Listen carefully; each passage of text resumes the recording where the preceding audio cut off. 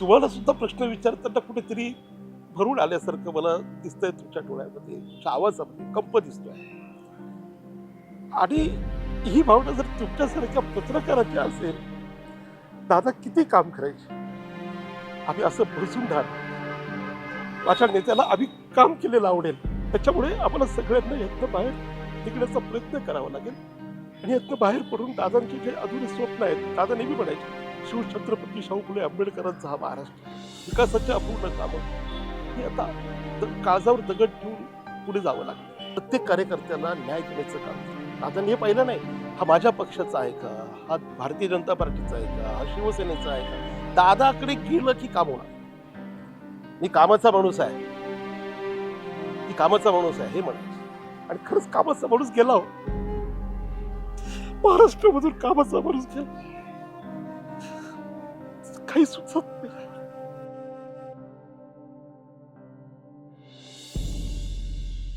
राज्याचे उपमुख्यमंत्री आणि पुण्याचे पालकमंत्री अजित पवार यांच्या निधनाच्या नंतर राष्ट्रवादी काँग्रेस पक्षाचं काय होणार, राष्ट्रवादी काँग्रेस पक्षाची पुढची भूमिका काय असणार, असे अनेक प्रश्न या निमित्तानं आता उपस्थित झालेले आहेत.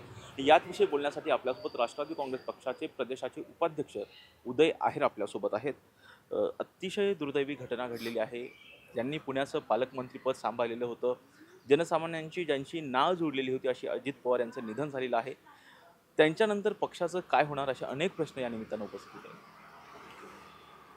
दादांच्या ह्या अशा पद्धतीच्या जाण्याने फक्त पक्ष नाही, महाराष्ट्रातला सर्व माणूस, गौर गरीब जनता, आया बहिणी हे सगळ्या एकदम दुःखाच्या याच्यामध्ये आहेत. दादांनी ज्या योजना, लाडकी बहीण योजनेसारखी योजना असेल, बाकीचे इतर कामं, दादांचा जो प्रत्येक कामामध्ये दादा टच असायचा.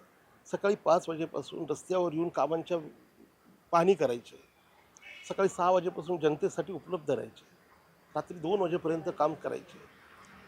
अशा माणसाचं जाण्याने तर महाराष्ट्रामध्ये दुःखाचं प्रचंड मोठं सावट आहे. आमच्या पक्षावर तर आमचं कुटुंब आहे राष्ट्रवादी काँग्रेस पक्ष.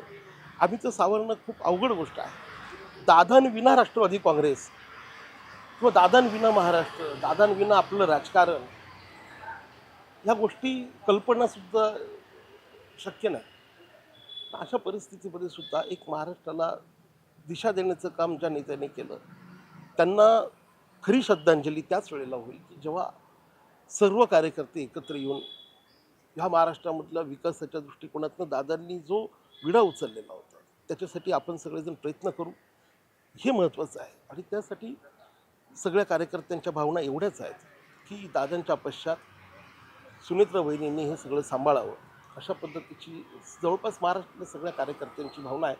माझ्यासोबत 23 जिल्ह्यातल्या लोकांनी पक्षामध्ये दादा विरोधी पक्षनेते असताना प्रवेश केला होता. आमच्या सगळ्यांच्या त्या भावना आहेत. जशा आमच्या आहेत तशा असंख्य कार्यकर्त्यांच्या त्या भावना आहेत, नेत्यांच्या त्या भावना आहेत. वहिनींना आमची विनंती आहे, आम्ही भेटून पण विनंती करणार आहोत की दादांच्या पश्चात दादांचं सगळं काम त्यांनी सांभाळलं पाहिजे. कारण की दादांकडे पाहून आम्ही पक्षामध्ये आलो होतो, दादांकडे बघूनच आम्ही राजकारणामध्ये दादांच्या सोबत, दादा विरोधी पक्षात असताना सक्रिय झालो होतो. दादांशिवाय एखाद्या गोष्ट करणं आता हे तर कल्पना म्हणजे विचार करण्यासारखी गोष्ट, आम्हाला ती शक्य नाही. पण आता इथून मार्ग काढावा लागेल. सुनेत्रा वहिनींना धीराने पुढे यावं लागेल. आमची त्यांना विनंती आहे की त्यांनी हे सगळं स्वीकारलं पाहिजे. जर पाहिलं, ज्यावेळी हा अपघात झाला, सगळा अपघात घडल्याच्या नंतर ज्या फाईल्स वगैरे आढळलेल्या होत्या, दादा कायम म्हणजे जनसेवेसाठीच जात असतानाच कुठेतरी दादांचं निधन झालेलं आहे.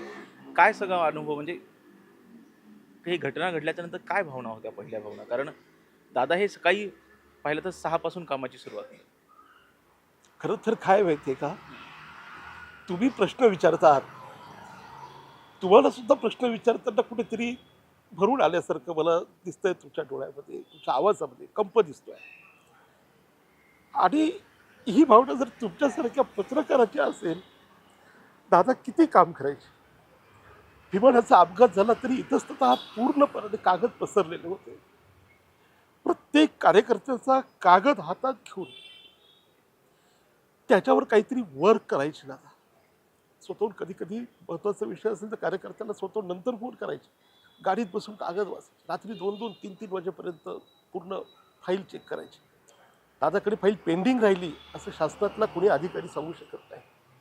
इथं फाईल पेंडिंग ठेवण्याचं महिनाभर फाईल पडून असतात. त्या पडून का असतात त्याची कारणं वेगळी आहेत, पण दादांनी ते कधी केलं नाही. दादांनी प्रत्येक कार्यकर्त्याला न्याय देण्याचं काम केलं. दादांनी हे पाहिलं नाही, हा माझ्या पक्षाचा आहे का, हा भारतीय जनता पार्टीचा आहे का, हा शिवसेनेचा आहे का. दादाकडे गेलं की काम होणार, ही भावना प्रत्येक पक्षाच्या पदाधिकाऱ्याच्या, कार्यकर्त्याच्या, सामान्य जनतेच्या मनामध्ये होती. दादा शेवटपर्यंत, मी कुठेतरी परवाच्या दिवशी रीलमध्ये बघितलं की दादांचं एक भाषण होतं. दादा म्हणत होते की माझा शेवटचा श्वास चालेपर्यंत मी तुमच्यासाठी काम करणार आहे, मी तुमच्यासाठी जन्माला आलो. आणि खरंच आहे, शेवटचा श्वास दादांनी घेतला तो बारामतीच्या त्या भूमीत घेतला आणि तोपर्यंत दादा कामच करतो.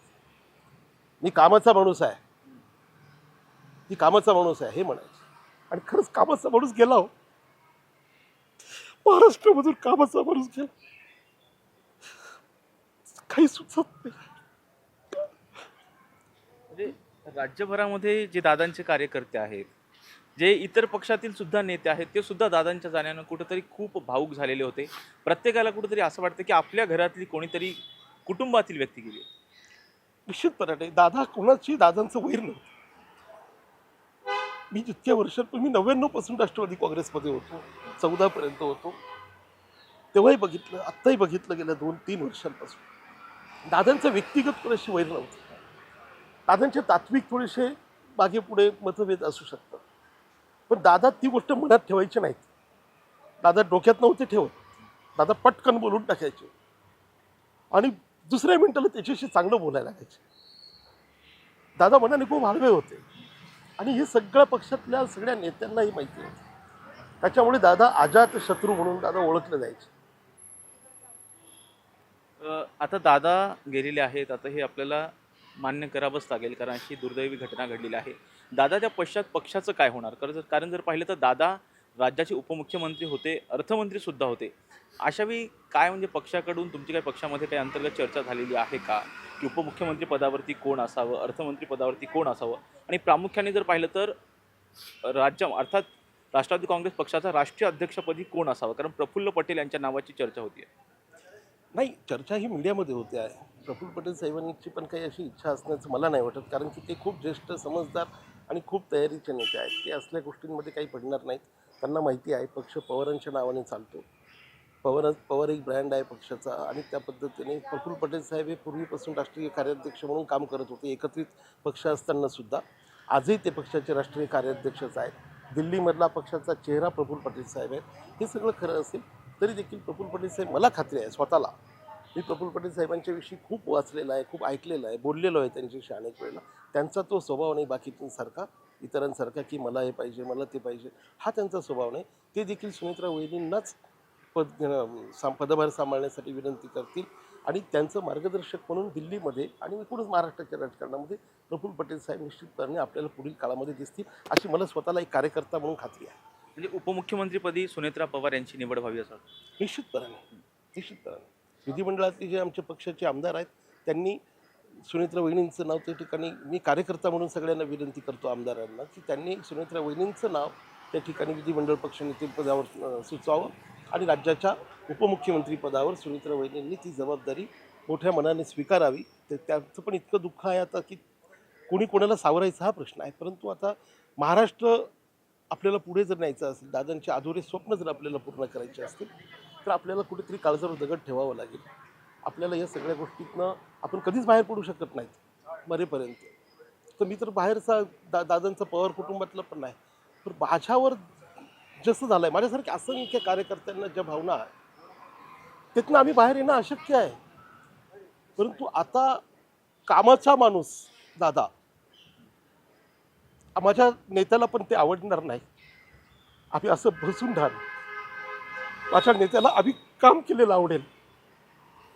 त्याच्यामुळे आम्हाला सगळ्यांना यातनं बाहेर निघण्याचा प्रयत्न करावा लागेल, कुटुंबाला प्रयत्न करावा लागेल आणि यातनं बाहेर पडून दादांचे जे अधुरे स्वप्न आहेत, दादा नेहमी म्हणायचे शिवछत्रपती शाहू फुले आंबेडकरांचा हा महाराष्ट्र आहे.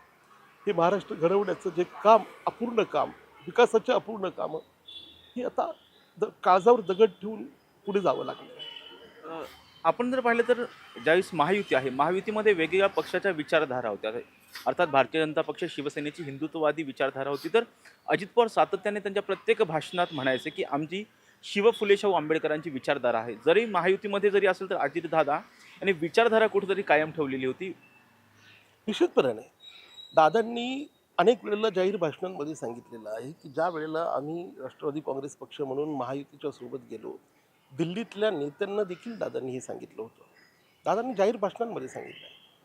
तटकरे साहेबांनी सांगितलं आहे की दादा काय बोलले होते त्या दिल्लीतल्या मिटिंगमध्ये, की आम्ही आमची विचारधारा सोडणार नाही. आणि हे दिल्लीतल्या नेत्यांना पण मान्य होतं की दादा अपनी जो विचारधारा है विचारधारा के साथ ही आप रहना, हे दिल्लीतल्या लोकांनी पण दादांना सांगितलं होतं. आणि ती विचारधारा शेवटपर्यंत दादांनी सोडली नाही. आता रिसेंटचा जर विचार केला आपण याचा, मुंबई महानगरपालिकेमध्ये ज्या वेळेला पक्षांनी जबाबदारी दिली नवाब मलिक साहेबांवर, आणि एका बाजूला महायुतीमधले दोन्ही पक्ष म्हणायला लागले की नवाब मलिक साहेब आम्हाला त्यांच्या नेतृत्वात असेल तर आम्ही युतीमध्ये राहणार नाही, म्हणजे महानगरपालिकेच्या मुंबईच्या. तर दादांनी नवाब मलिक साहेबांकडची जबाबदारी काढून नाही घेतली. दादांनी ठाम निर्णय घेतला की मी अल्पसंख्याक समाजाच्या माणसाला त्या ठिकाणी जबाबदारी दिली आहे. दादा जातपात काही म्हणत नव्हते. दादा काम करणारा माणूस होता आणि काम करणारी लोक दादाला आवडायचे. दादांनी नवाब मलिक साहेबांना जबाबदारी दिली. महायुतीतनं मुंबई महानगरपालिकेच्या महायुतीतनं ते बाहेर राहिले, पण त्यांनी ती जबाबदारी काढून घेतली नाही. हा पुरोगामी महाराष्ट्र आहे आणि पुरोगामी महाराष्ट्राचे दादा एक प्रबळ नेते होते. दुसरी एक गोष्ट जर पाहिली तर दादांची इच्छा होती. दादा कायम म्हणायचे की राष्ट्रवादी काँग्रेस पक्ष हे कुटुंब आहे. अर्थात कुटुंब प्रमुख गेलेले आहेत. दुसऱ्या बाजूला दोन्ही राष्ट्रवादी एकत्र आल्या पाहिजे अशी दादांची इच्छा होती. जर पाहिलं तर पुणे महापालिकेच्या निवडणुका, पिंपरी चिंचवड महापालिकेच्या निवडणुका दोन्ही राष्ट्रवादी काँग्रेस पक्षाने एकत्रित निवडणुका लढवल्या होत्या. जिल्हा परिषदेच्या निवडणुकासुद्धा दोन्ही राष्ट्रवादी एकत्र लढवणार आहे. आणि जसं अंकुश काकडे म्हणालेले आहेत, अमोल कोल्हेसुद्धा म्हणालेले आहेत की दोन्ही राष्ट्रवादी एकत्र येण्याची प्रोसेस सुरू झालेली होती. या संदर्भामध्ये बैठकासुद्धा झालेल्या होत्या. काय वाटतं, दोन्ही राष्ट्रवादींनी आता दादाच्या पश्चात एकत्र येणं गरजेचं आहे? काय असतं, दादांची तर तीव्र इच्छा होती मनामधून. हे अनेक वेळेला प्रसंगांमधून दादा बोलून जरी दाखवलं नसेल जाहीरपणाने, तर अनेक प्रसंगांमधून ते समोर आलेलं होतं. काहींची इच्छा नसते एकत्र येऊ देण्याची, एकाच्या त्या खोलत जात नाही. एकत्र येऊ देण्याची काहींची इच्छा नसते, पण कुटुंब एकत्र यावं त्याच्यासाठी आपण म्हणतो ना नेहमी की एखादी दुःखद घटना, एखादा प्रसंग असा घडावा लागतो की त्यावेळेला माणसाला आपल्या कुटुंबाची, आपल्या लोकांची जाणीव होत असते. पण हे दोन्ही राष्ट्रवादी, आमचा परिवार, राष्ट्रवादी परिवार एकत्र येण्यासाठी आमच्या नेत्याचा जीव जावा लागेल. आमच्या नेत्याला हे जग सोडावं लागेल, तेव्हा आम्हाला अक्कल येईल की आपण एकत्र आलो पाहिजे. याच्या इतकी दुर्दैवी दुसरी गोष्ट नाही. दादांच्या वेळेलाच जर सगळ्यांनी हे ठरवलं असतं तर किती आनंद दादांना झाला असता. आणि आम्ही एकत्र, काय आता राहिलं आहे एकत्र येण्याचं? एकत्रच आहोत आम्ही सगळे एकत्र आहोत. औपचारिकता फक्त बाकी आहे. आपण शरद पवारांना कायम कणखर बघितलेलं आहे. त्याच शरद पवार यांच्या डोळ्यामध्ये ज्यावेळेस अजित पवार गेले, ज्यावेळेस माध्यमांशी संवाद साधत होते, त्यावेळेस आपण अश्रू पाहिलेले होते. शरद पवार साहेब सुद्धा कुठंतरी अत्यंत भावूक झालेले पाहायला मिळालेले होते. कशा पद्धतीने पक्षाची विचारधारा आता पुढे गेली पाहिजे असं वाटतं? कारण राष्ट्रवादी काँग्रेस पक्ष एक कुटुंब आहे असं दादा सातत्याने म्हणत होते. शरद पवार साहेबांवर जसं आमच्यावर आघात आहे, तसं दादांच्या मातोश्री आज जिवंत आहेत, दादांच्या आई जिवंत आहेत. त्या माऊलींच्यावर किती आघात झालेला असेल हे त्यांना माहिती. पवारसाहेब बापाच्या जागी, दादांना लहानाचं मोठं होताना, त्यांचं राजकारण मोठं होताना, दादांची कामाची पद्धत, दादांचा स्वभाव, हे सगळ्या आठवणी त्यांच्या मनामध्ये किती असतील, किती काहूर असेल. अहो, थोडा वेळ आपण एकत्र राहिलो तरी आपल्याला इतकं हे होतं. तर ते तर जन्मापासूनचं. आणि तुम्ही म्हणाला तसं साहेब कणखर आहेत, परंतु दादाचं जाणं चटका लावून गेलं हो प्रत्येकाला. आणि तो चटका कधी कोणतीच औषध त्याला बरं करू शकणार नाही, ते कधीच होऊ शकणार नाही. त्याच्यामुळे पवारसाहेब पण निश्चितपणे हादरले आहेत म्हणतो. पार्थ पवार आणि जय पवार हे दादांचे दोन पुत्र आहेत. पार्थ पवार निवडणुकीच्या रिंगणात उतरतील अशी चर्चा आहे. काय वाटतं, पार्थ पवार यांनी सक्रिय राजकारणामध्ये पुढे यावं? कारण त्यांनी मावळमधून लोकसभेची निवडणूकसुद्धा लढवली होती दादा असताना. नाही, बारामती विधानसभा मतदारसंघ जो आहे हा पवारांचा, दादांचा कुटुंब आहे. त्याच्यामुळे तिथे नेमकं काय होणार आहे तर ते कुटुंबातले विषय आहेत. ते कुटुंबात बारामती कुटुंब म्हणतो मी मतदारसंघाचं. ते होतील पार. दादा निश्चितपणाने या सगळ्या जबाबदाऱ्या पार पाडतील. ते पण दादाने इतकेच ठाम भूमिका असणारं, व्हिजन असणारं नेतृत्व आहे. दादांसारखा एक युवा नेता ह्या महाराष्ट्राला मिळेल. दादांची छबी सोबत घेऊन, दादांचे विचार सोबत घेऊन ह्या महाराष्ट्रातल्या असंख्य तमाम तरुणांना एकत्र करून एक चांगलं महाराष्ट्र भविष्य काळामध्ये घडवण्याचं काम पारदादा करतील. जयदादा पण करतील याची मला खात्री आहे. अर्थात हे होते राष्ट्रवादी काँग्रेस पक्षाचे प्रदेशाचे उपाध्यक्ष उदय आहेत. जर पाहिलं तर दादांच्या पश्चात अर्थात अजितदादा यांच्या पश्चात राष्ट्रवादी काँग्रेस पक्षाचं काय होणार अशा अनेक चर्चा सध्या सुरू झालेल्या आहेत. त्यांनी सांगितलेलं आहे की राष्ट्रवादी काँग्रेस पक्षाच्या राष्ट्रीय अध्यक्षपदाची जबाबदारी सुनेत्रा पवार यांनी स्वीकारावी आणि त्याचबरोबर त्यांनी राज्याचं उपमुख्यमंत्रीसुद्धा झालं पाहिजे अशी त्यांनी मागणी केलेली आहे. व्हिडिओ जर्नलिस्ट शिवाजी साळुंकेसह राजरत्न जोंधे, टॉप न्यूज मराठी, पुणे. तुमची car, electric panel, data server आगीपासून सुरक्षित आहे का? नाही? मग आजच बसवा F protect temperature activated fire suppression device. यामध्ये आहे eco friendly non toxic pressurised liquid जे आग लागल्यास क्षणार्धात ॲक्टिवेट होऊन आगीवरती मिळवते नियंत्रण. बसवण्यास अतिशय सोपे आणि सुटसुटीत. टेकालिपचे एक दर्जेदार उत्पादन एफ प्रोटेक्ट.